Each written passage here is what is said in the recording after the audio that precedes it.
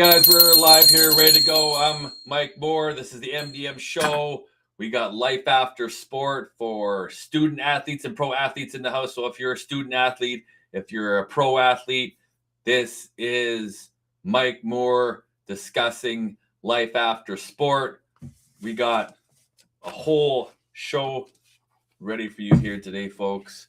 If you haven't bought this book, if you haven't studied this book, if you haven't looked at this book, it's time to do so now.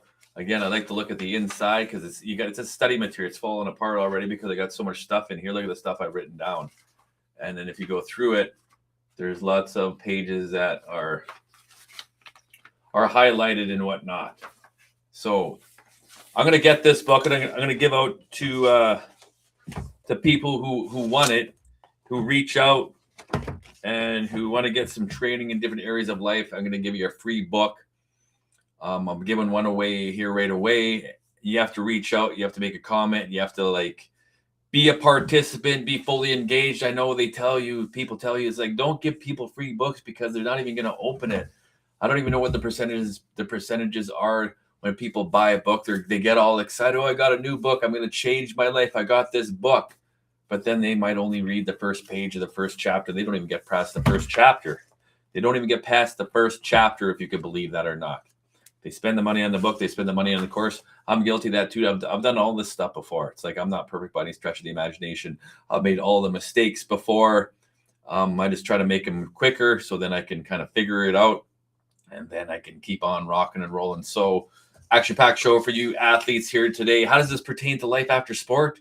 How does this pertain to my sport? You still have to learn your crap, but I teach you the 4 Qs, the 4 quadrants. What are the 4 quadrants? Again, I help you go over the 4 quadrants of the fully integrated human being. And what are the 4 quadrants of a fully integrated human being? And if I talk a little fast because they have so much information flooding through my mind that I don't have a lot of time, I'm supposed to be on here for 15 minutes or so, but it ends up always being half an hour, 45 minutes or an hour. So I could slow my speech down a little bit, but then it wouldn't be as action-packed if I did that. So the 4 quadrants are, it starts with emotional fitness. Everything's powered by emotional fitness. Thank you, Janice Taylor, for your theory on emotional fitness. You're working on Wilson 4Q. You got your emotional fitness course I'm in the middle of right now. I'm almost finished taking, and I could teach that along with the other 3 quadrants of the 4 quadrants. First quadrant, again, is emotional fitness. Second quadrant is mental intelligence, the brain mental intelligence, which this touches on emotional fitness and mental intelligence. So we got spiritual alignment. That's your spiritual alignment is your relationship with God, your purpose, your identity, all that kind of stuff. Being connected to something bigger than you, a purpose bigger than you, a vision bigger than you. Yes, there are things bigger than you. And the 4th part is your physical body. Most people know about the physical body, how to look after the physical body. You build muscle, you build cardiovascular, you build stretching, you build flexibility, you build endurance, you build everything that's going to be highly skilled at your sport. I do it. I got asked the question, why do you go to the gym? I'm kind of addicted to going to the gym because I know what it feels like to feel really, really, really, really good in the 4 quadrants of the fully integrated human being, because I've been there. I've done that. I continue to be there and I continue to do that, but I pull myself back to, I self-sabotage every once in a while. So I know what it feels like to be really, really, really, really, really, really good. I know what it feels like to feel really good. And I don't like feeling how can I put this? I don't not like feeling bad. I don't like feeling bad. So I like feeling good. And if I get off track a little bit, the reason why I go to the gym is to feel good. I go to the gym to feel good because I get the blood flowing, I get the muscles pumping, I get everything working on 4 cylinders, and I integrate my emotions, my mental, my spiritual, and my physical body when I do the majority of the stuff that I do. So the answer to the question is, Mike, why do you go to the gym? I've been working out since I've been 8 years old. So I'm kind of addicted to going to the gym. If I don't go to the gym, I'm going to be pulled to go to the gym. So I do it for my own longevity to feel good. I used to do it because I need to look really strong when I was in high school and in my 20s to see how much I can bench press, but I don't really do that anymore. I do that for longevity so I can remain healthy, so I can pour into you guys as much as I possibly can, which is wonderful. And then we're talking, talking to Terry again about spirituality day, about God and our connection to God. And then because I was always asked when I go to help, I go for the creator, to the CEO of the universe, which is God. So I go, it's like, okay, I need your help. So we're talking about the story. Most people don't understand it. They don't believe, or they don't do this and they don't do that. So it's like, I need your help. This is what some people believe. It's a story. So it's a story about a man who was shipwrecked on a deserted island. Don't ask me how he got shipwrecked. That's not the story. So he's shipwrecked and he's alone on a deserted island. He's alone on a deserted island. He's like, God, I need your help. I don't have any food. I barely have any water here. I don't have much supplies to survive more than maybe 3 or 4 days. So can you help me? He's like, help me, God. So then a day goes by, and lo and behold, a helicopter drives by the island, and they yell down and say, hey, down there, do you need a ride to safety? And the guy on the island says, no, thanks, though. God's going to help me. Don't worry about me. God's going to help me. So then he turns down the helicopter. Another day goes by, and then a tugboat goes into the vicinity, and they yell across to the island because they see this guy there. It's like, hey, you, do you need a ride to safety? And the guy goes, no, I'm good. God said he's going to help me. God's going to help me. God's going to save me. So then they're like, okay. Then they take off, and then he's wondering like, God, I thought you were going to help me. I thought you were going to save me. So then another day goes by, and this speedboat comes by the island. And then they see the guy on the island again, and they say, hey, do you need a ride? Do you need a ride out of here? I see it's a deserted island. It's like, we can take you to safety if you want. We can give you food and all this. And the guy's like, no, don't worry. I got this covered. God's going to save me. God's going to save me. So then a couple more days go by, and he's like, God, can you help me? Help me. I'm like, I don't know if I can do it anymore. So the guy eventually ends up passing away. And then when he gets to the golden gates where he's going to enter heaven and he has to face God, the guy's talking to God. He's like, God, I thought you said you're going to help me and you're going to save me. Where were you when I needed you the most? And God's like, come on. He's like, come on. What else do you expect me to do? I sent you a helicopter. I sent you a tugboat. I sent you a speedboat.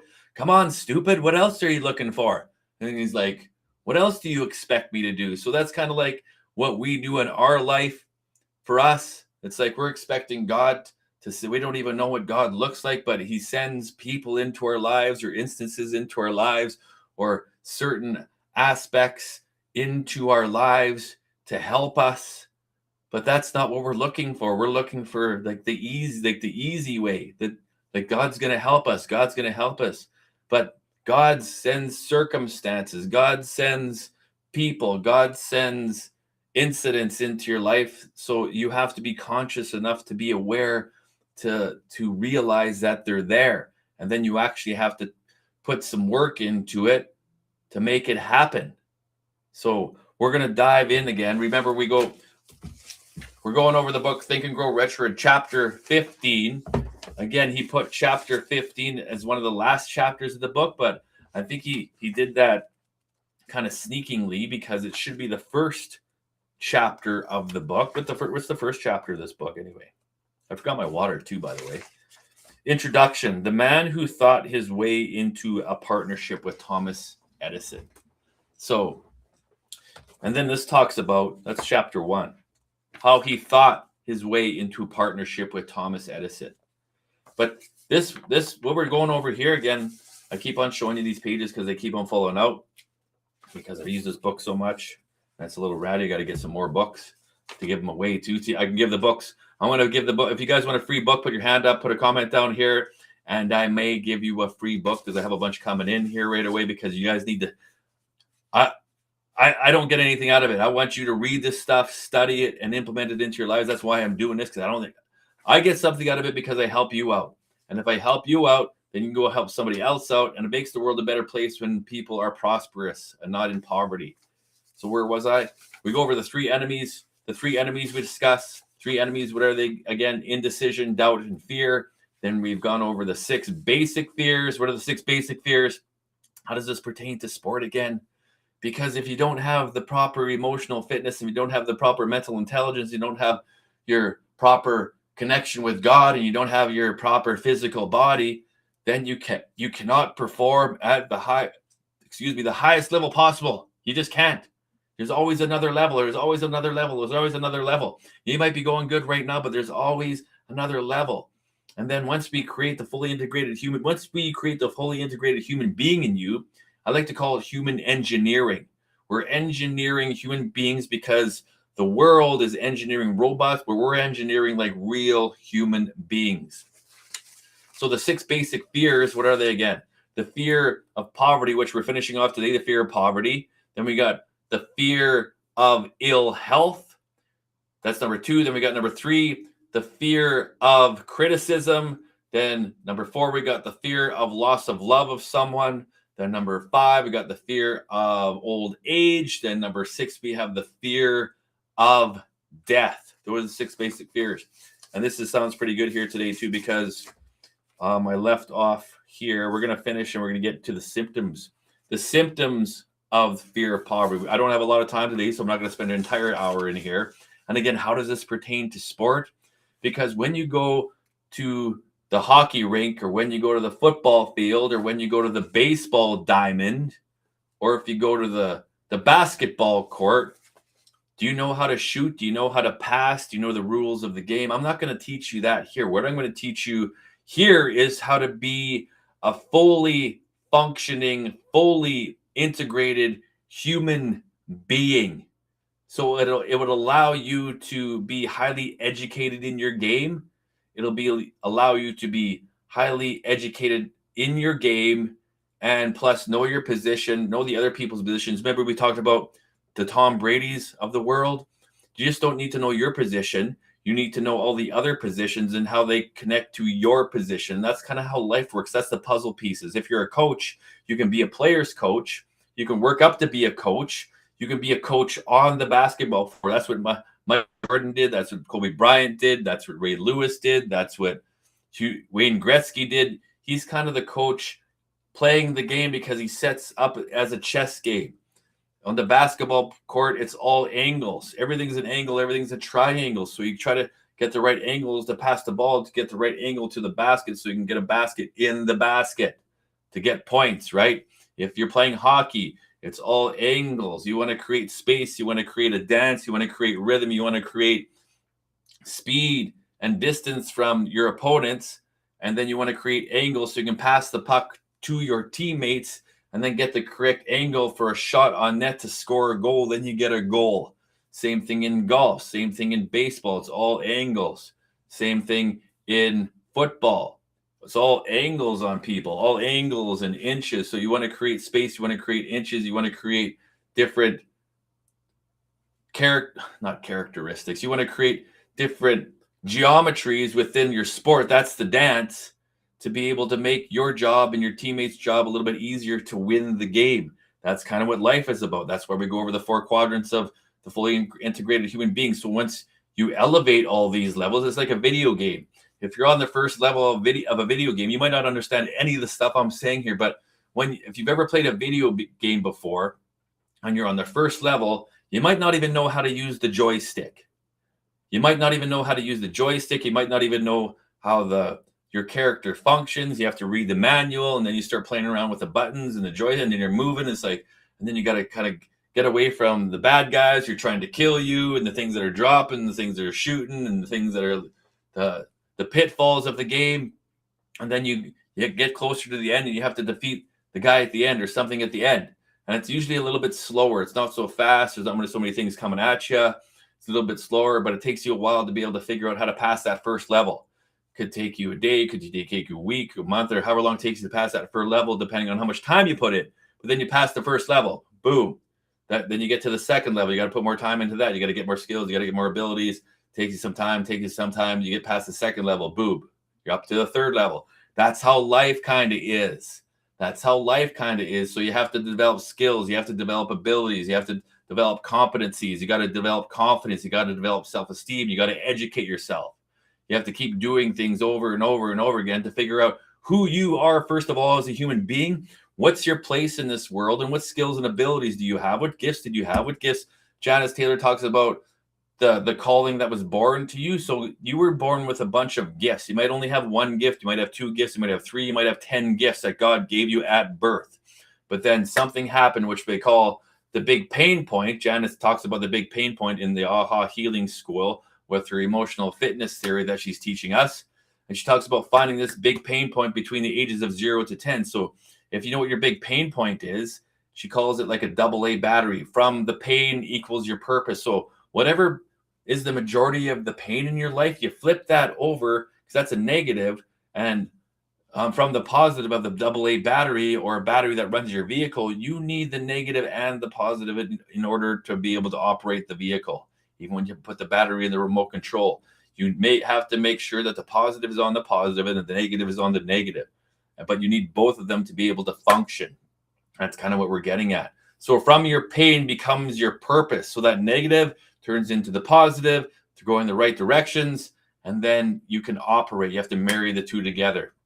But we're not going to get into that in too depth detail. But if you want to take that course, I'm offering free courses for that, because I have to get a whole bunch of free courses under my belt to any athlete who wants to do that course. And if you take that course, it'll open up a whole new life for you. How do you get a hold of me? Get a hold of me in the comments. Send me a direct message. Get a hold of me somehow. I don't care how you get a hold of me, but that's going to be a free course. If you sign up for that course, I'll send you one of these free books, Think and Grow Rich. So you get a free book out of the deal, and you'll get a free course out of the deal. And if that's not enough to entice you to be able to do this, I do not know what is, because the earlier you start learning this material, then we dive into money, then we dive into relationships, then we dive into business, then we dive into career and education and development. So this is all going to benefit you. This is all for you. It's going to highly benefit you in your life. It's going to benefit you and your family, your kids, your spouse, your boyfriend, your girlfriend, your parents, all the people that you love and care about. Once you learn all this stuff, it's like then you can implement it into your life, and your life becomes better. Just like the video game I just talked about. If you're on the bottom level, you can get to the second level, then you get to the third. And these are all levels of life. If you're going to stay on the bottom level of life your whole entire life, that sucks. It's horrible on the bottom level. It's even the second level is not that great. The majority of the people are on the bottom level. That's why everything's a pyramid. The hierarchy. You'll never get into the triangle of the hierarchies. Everything's always going to be a hierarchy. So depending on where you want to be on the hierarchy, the higher up you go on the hierarchy, the better life is and the easier things come to you. It's like ridiculous. But if you don't want to do that, that's what we're going to dive into right now. If you want to have the poverty mindset that's holding you back, the poverty mindset that's holding you back, and you don't even realize it because you don't tell yourself the truth. You don't look in the mirror and you point the direction to everybody else, but it's not your fault. Of course, it's never going to be your fault, right? I can tell you it's not your fault. It's not your fault. It's not your fault. It's not your fault. It's not your fault. And maybe it isn't your fault because you're not awakened yet, but consider this your wake-up call. When I'm waking you up and I'm giving you the truth and I'm giving you the information, then you have to go into the mirror and look one day and talk to yourself. It's like, am I doing everything that I can be doing to become a better human being? Is this really what my life is? Why am I here on earth? What is my purpose here on earth? Why did God send me down here to earth to be able to live here? Why am I here? What is the meaning of life? Have you ever asked yourself these questions? And am I doing everything that I possibly can to find the meaning of life, to contribute to the creation of life here on earth, and to make things better, to make yourself better, to make other people better, to make things better for the people that are coming after you while you're here? So that's enough of that stuff. Let's see what we got here. So we're on to the fear of poverty. And I think I left off right here on page 312 of my pages that are going like this. Page 312. So the fear of poverty is without a doubt the most destructive of the 6 basic fears. So it's a good thing we're starting. That's why it's the top of the list. The fear of poverty is without doubt the most destructive of the 6 basic fears. Napoleon Hill is telling us that right here. You don't have to believe a word I say. You don't have to believe a word Napoleon Hill says. But the more that you can kind of absorb this information and think about it and make sure it's logical and makes sense to you, then you can start thinking and taking action about it.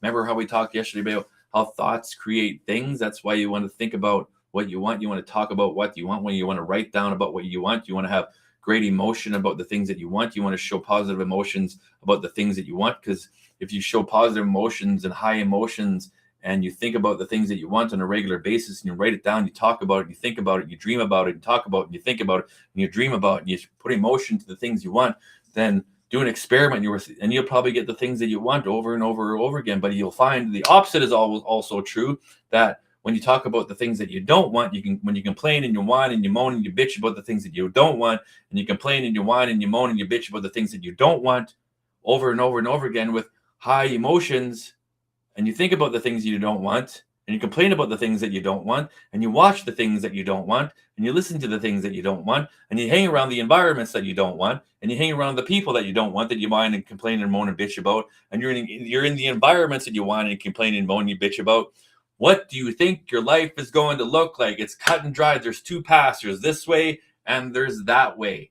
There's poverty and there's riches.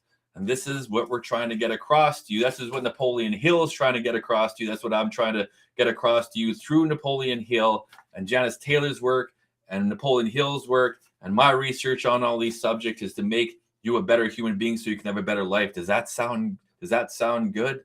We're compiling this information. Napoleon Hill compiled the information. I've compiled the information. Janice has compiled the information. We've all compiled the information to try to make your life better. But if you like living in poverty, if you like living in disease, if you like living in fear, which I know you don't, deep down I truly know you don't, but you can't lie to yourself anymore. You have to start telling yourself the truth and then start implanting seeds of truth in your life, making them grow, and then creating habits through choices and thoughts and actions on a daily basis. And it's not perfect. You might not be perfect all the time. You can strive for perfection. Doesn't mean you're going to be perfect. So let's keep rolling here. Before I continue to talk more and more, I'm going to have to talk on, I got to talk on the whole thing. So that's that page. And we were right here. Right there. There we are. I didn't even bring water. I didn't even bring water here today, folks. Can you believe that? Again, if you want this book, send a comment, send a direct message. I need at least 5 people to get into my cohort to do a free training with Janice Taylor's emotional fitness theory, because I have to finish my certification in that so I can teach that on a higher level to all you athletes, you pros, you student athletes out there, all you elite athletes. I'm going to be teaching that. I'm going to be teaching the 4 quadrants, fully integrated human being. I'm going to be teaching you the 4 elements about money. I'm going to be teaching you about relationships. I'm going to be teaching you about your career and your education. I'm going to be teaching you about communication. I'm going to be teaching you about business. I'm going to teach you all this stuff so you can live a life that you truly want. And there's secrets in this book. They're not secrets, but you probably don't know them because you're not doing them. And once you start doing them, life becomes a little bit like better for you. So let's continue on here. The fear of poverty is without a doubt the most destructive of the 6 basic fears. It has been placed at the head of the list because it is the most difficult to master. So the fear of poverty is the most destructive and it's the most difficult to master. You have to master it. You got to be into mastery, just not dabbling. Considerable courage is required to state the truth about the origin of this fear, and still greater courage to accept the truth after it has been stated. So you got to find the origin of this fear. And if you sign up to do pro bono work in the emotional fitness course and training that I will provide to you, plus this book, you will find the core root of your fear, because we go into your big pain point. We do a whiteboard session to collect all your data for you so you can kind of put the puzzle pieces together. And then from there, there's 3 pain points that we discuss, the 3 pain points that we discuss that have to do with belonging and unworthiness and love and safety and all that. And then the 2 emotional injuries that she talks about, Janice talks about, that she's found. The 2 emotional injuries that everybody has to some degree are the inability to delay gratification and the inability to show empathy towards yourself. So that's, you can find the pinpoint, and then we show you how to find your gifts and how to find your calling and all of the whole process of how to go through all that. This is just a little bit of golden nuggets for you to get you sparked up. So considerable courage is required to state the truth about the origin of this fear. The fear of poverty grew out of a man and woman's inherited tendency to prey upon his fellow human being economically. So Napoleon Hill states that the fear of poverty grew out of our human being's inherited tendency to prey upon his fellow human being economically. I need some water. I'm gonna leave. I gotta go get some water, so I'll be right back. I should have brought it here, but I just didn't. I'll be right back. See ya. 1 second. Water break. Woo. Come on now. All right. I'm coming. We're coming. I'm almost there. Don't worry. I got my water. See, I can do that because it's my show again. We got the bell. We're back. Bell for service. Enough of the bell. Would you quit ringing that stupid bell? Okay, don't worry about it. All right. Let's wet the whistle a bit. I don't want to be sucking slew water here.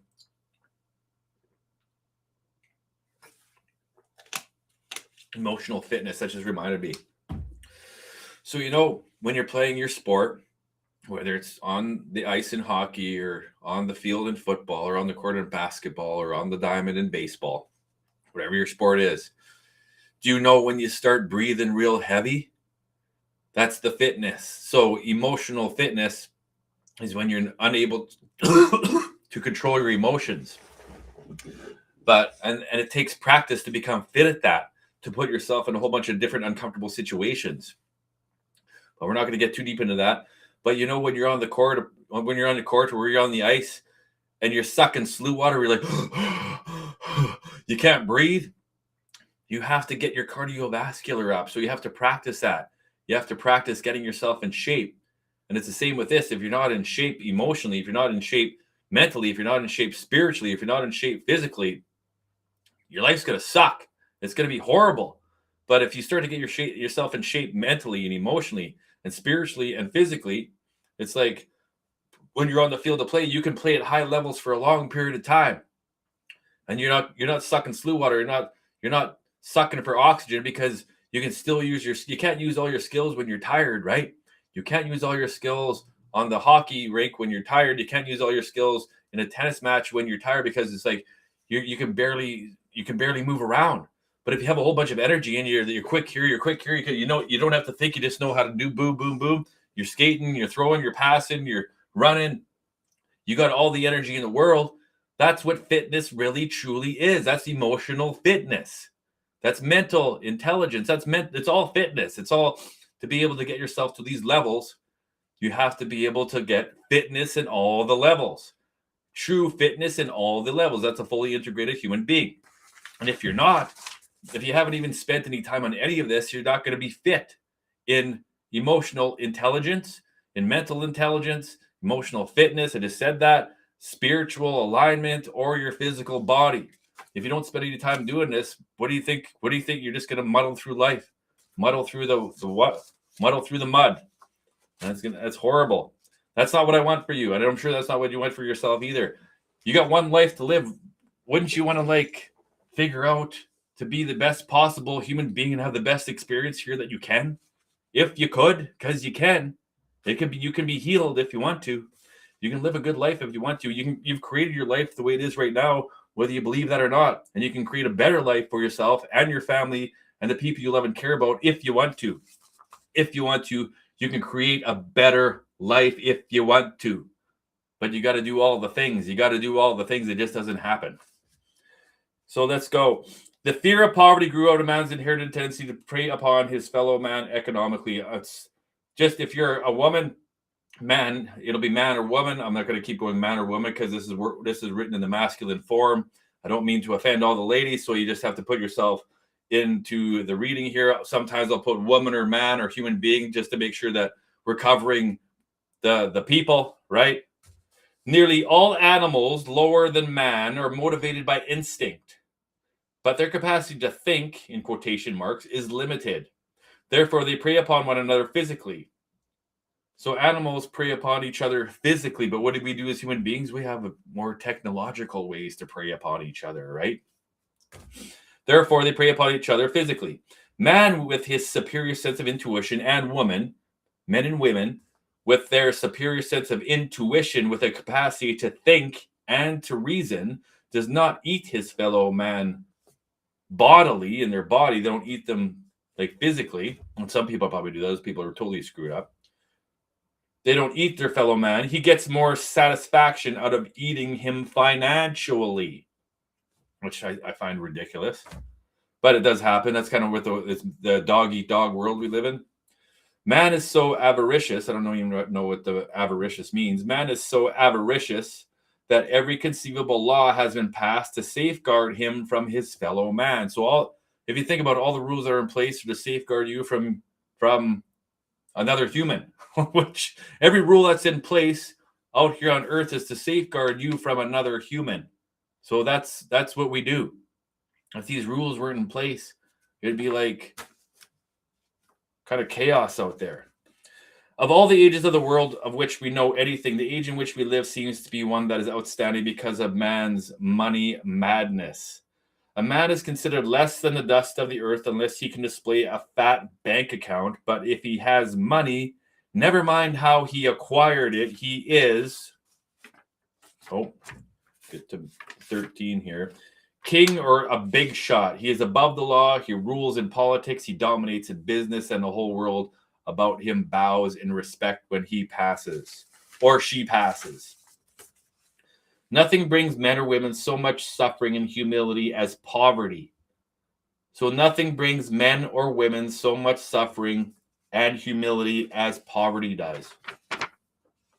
My voice is getting kind of weird here now. I got to get some drink.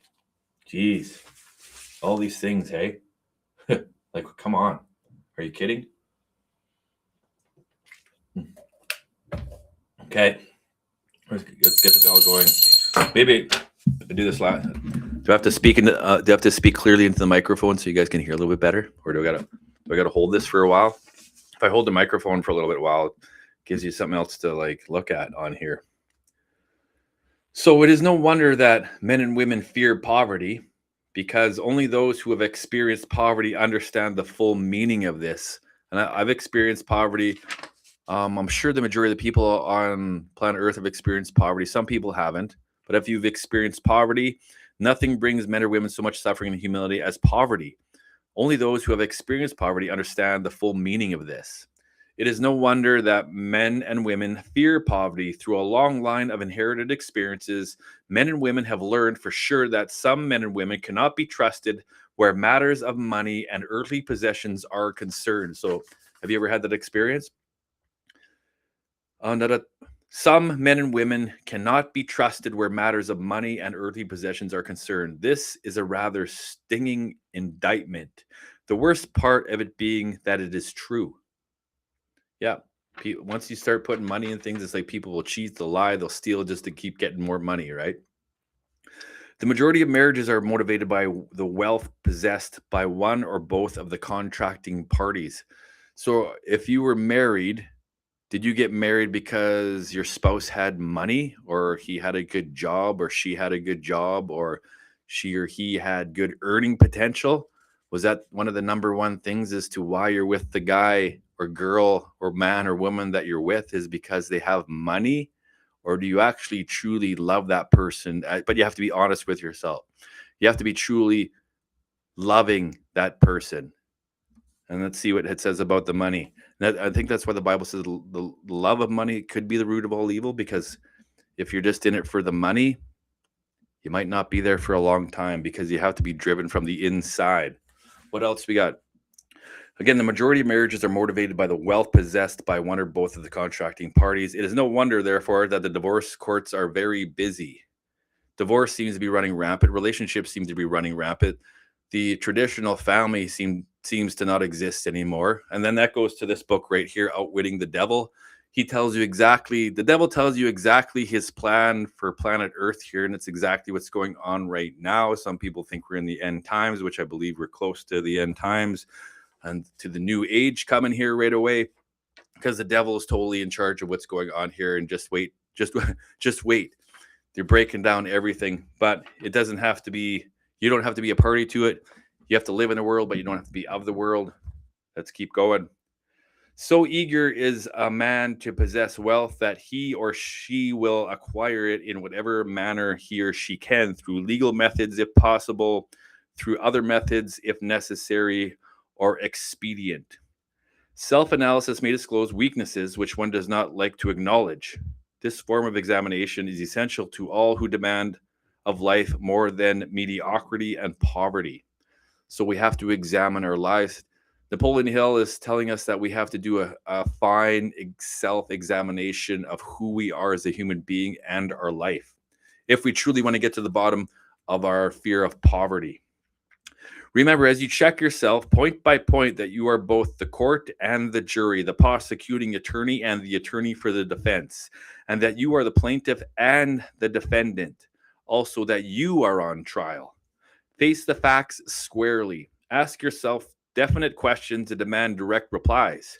When the examination is over, you will know more about yourself. So when you're doing your exact examination of yourself, you're the judge, you're the jury, you're the plaintiff, you're the defendant, you're the whole kit and caboodle. So you can't lie to yourself. You can lie to yourself if you to make yourself feel more comfortable about yourself.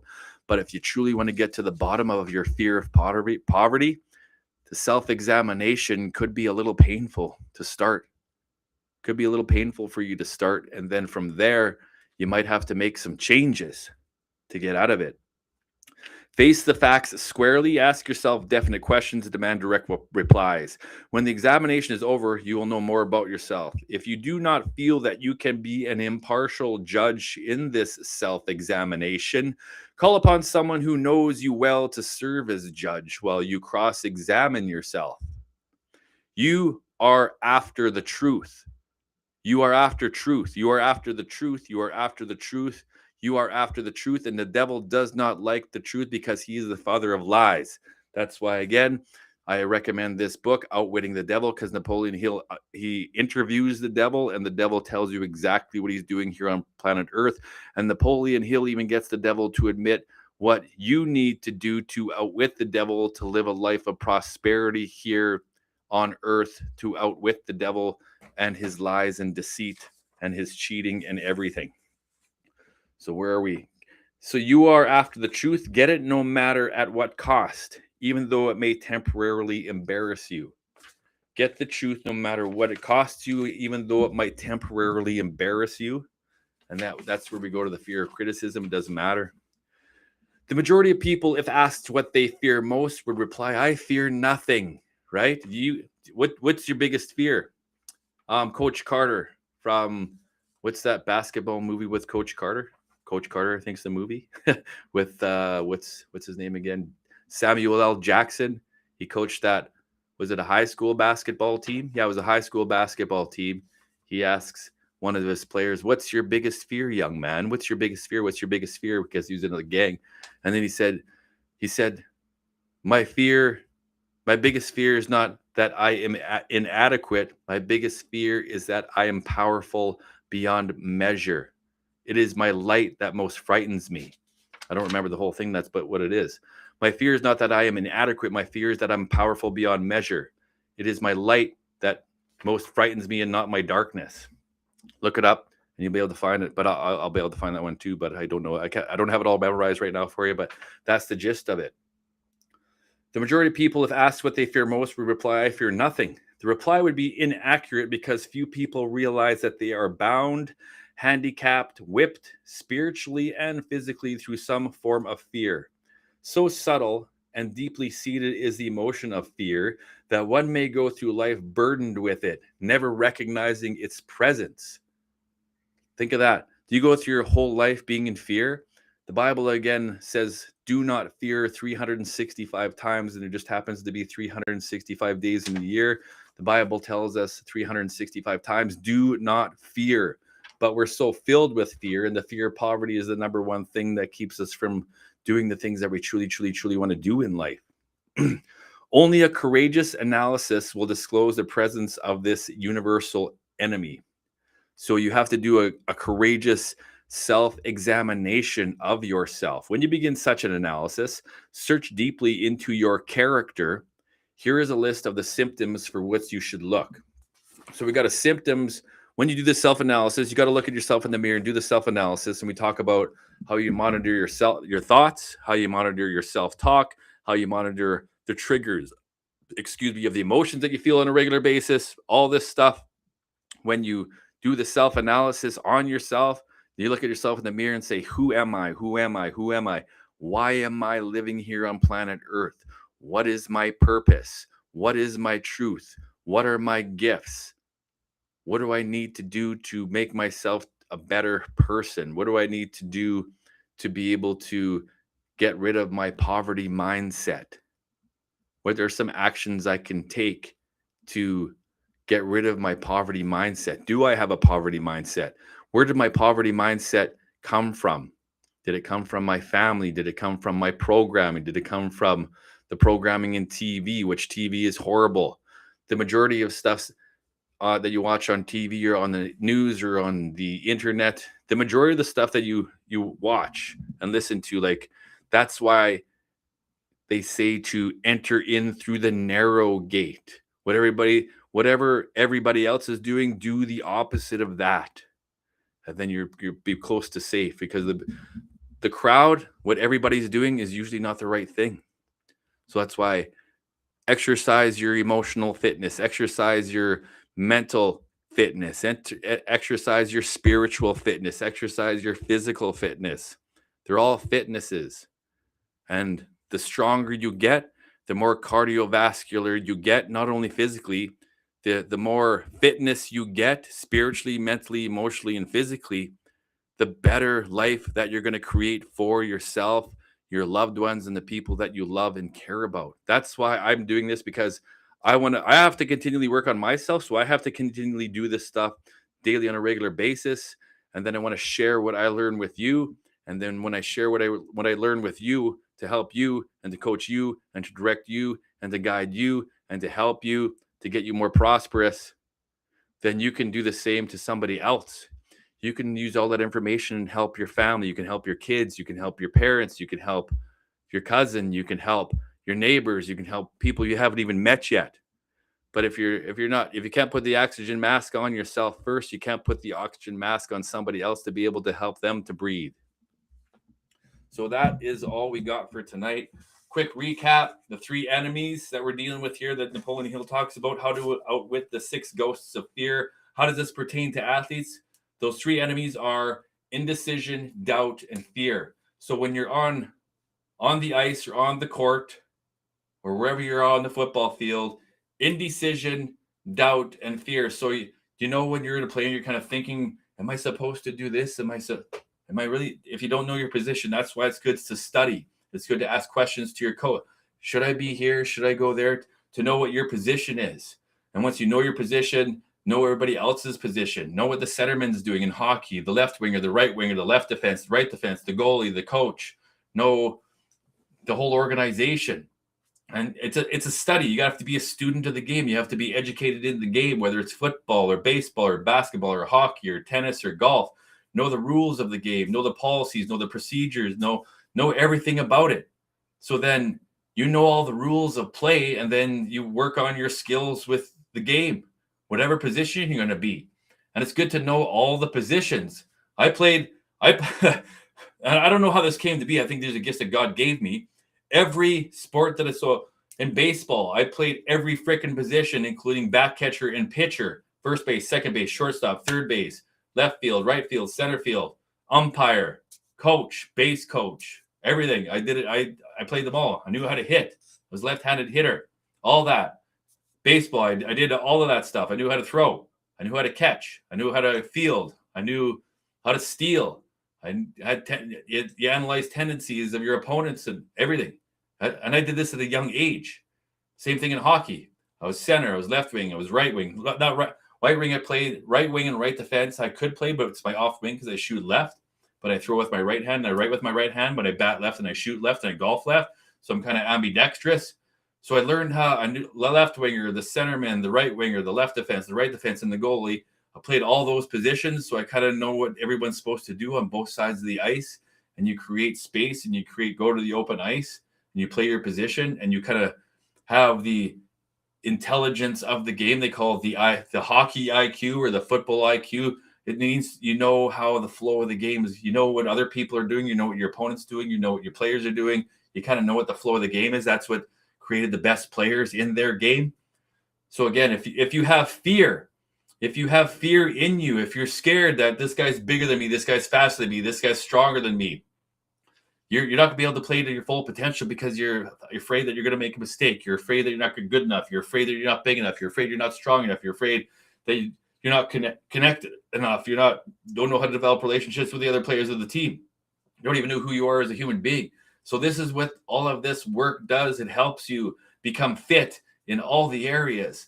And then we teach you about life after sport. We teach you about money, how to invest money, how to make money, how to save money, how to build money, how to grow money, how to put each dollar that you have. I love this one. This is my favorite one. So each extra dollar that you have is an employee for you. Each dollar that you have is an employee for you that you need to go put them to work.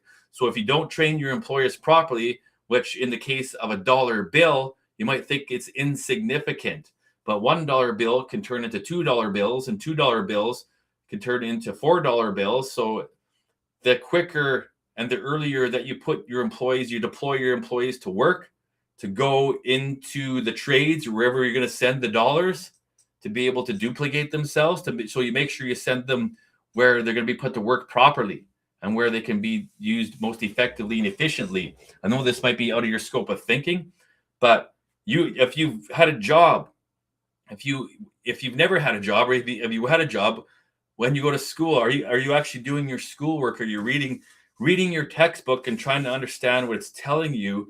And then when your teacher gives you an assignment, you got to do these 15 questions on page 202 of lesson A from chapter 11, that you have to have that handed in by tomorrow first thing when you get to school. So, okay, I have to verify that with my teacher. Okay, and they'll send it to you either by email or in hard copy. This is my homework assignment. This is what I need to do. But in today's day and age, it's like, if you're just getting them to like communicate with you and show up to class without even, it's crazy. So you can differentiate yourself pretty easily, because it's not that hard to differentiate yourself from the herd these days, because the standards have dropped so ridiculously low. That's not that hard to differentiate you from the rest of the herd. So I believe you can do it. I believe you can do it. I believe all human beings, they can do it. If you get your confidence built up, if you get your competency levels built up, if you get your self-esteem built up, if you drop the fears and become the person that God originally created you to be through emotional fitness, you can heal the wounds that you think that you have, that your teacher may have told you, that your parents may have told you, that the TV may have told you, that you're not worthy. You're here to be broke. You're worth like $20 an hour, and that's it. Are you crazy? Crazy. Because I don't understand it, but the only way I can understand it is because the devil's in charge of this world, and this book will tell you how to outwit the devil. The devil, because he is the devil, he's here to kill, steal, and destroy and lie, the father of lies. He doesn't want you to do well. He doesn't want you to prosper. He doesn't want you to be abundant. He doesn't want you to have a loving relationship. He doesn't want you to have a loving, because he's jealous. He's envious. He wants it all for himself, and he wants to be able to control you as a slave. That's what he does. The loving, true God wants you to be prosperous. He wants you to be abundant. He wants you to have a great family. He wants you to be kind, caring, the fruits of the Spirit: love, joy, peace, patience, kindness, gentleness, self-control. That's the fruits of the Spirit, the true Spirit, in truth and in spirit. In truth and in spirit. That's what it's all about. That's all I got for you guys tonight. I'm going to try and get on here tomorrow. I'm way overloaded tomorrow. I'm learning about, real estate. I got stock investing going on. I got relationships here. I got emotional fitness here. I'm dealing with athletes here. I'm dealing with business structures here, dealing with artificial intelligence over here, trying to keep all this stuff rocking and rolling, trying to have a little bit of a social life. But I love it. It's like I wouldn't have it any other way because I love all this stuff. And I was taught to do all this stuff at a young age. And now we're open up the floodgates because I want to help you guys out. Here's the offer that I got for you right now. I can give you this book free. If you reach out to me, I'm going to be sending you guys this book for free. This book could be worth millions and millions and millions of dollars to you. This book could be worth millions and millions. You might not think the book's only costs like 15 or 20 bucks. Why would it be worth millions? Well, it's what's inside the book. If you read it and you study it and you implement it and you believe it and you put it into your life over and over again for a given period of time, then it could be worth millions to you. But it's here for you if you want. All the information that I'm disclosing to you could be worth priceless opportunities for you. I'm giving it to you for free. I should be charging you like $1,000 an hour for my time, $2,000 an hour for my time, because the other day I just made $3,000 in less than a minute. So if you do the math, and I can tell you some other stories that I won't tell you yet, I made $3,000 in less than a minute. So do the math on that. 60 minutes, $3,000. What is that? 18? No, is that 18,000? No, 3 in a minute. 3, 6, 9. That's ridiculous. That's $180,000 in a minute or an hour. So you do the math on all this stuff. I'm just telling you what I know and telling you what I'm doing. I want to help you guys out because I want you to live a good life. I want planet Earth to be a good place to live for you and your children and the next generations to come. I love working with athletes. Can't you tell from all the jerseys I got? I played all the sports growing up. I went furthest with football, and I love it. And I didn't even put in a full effort.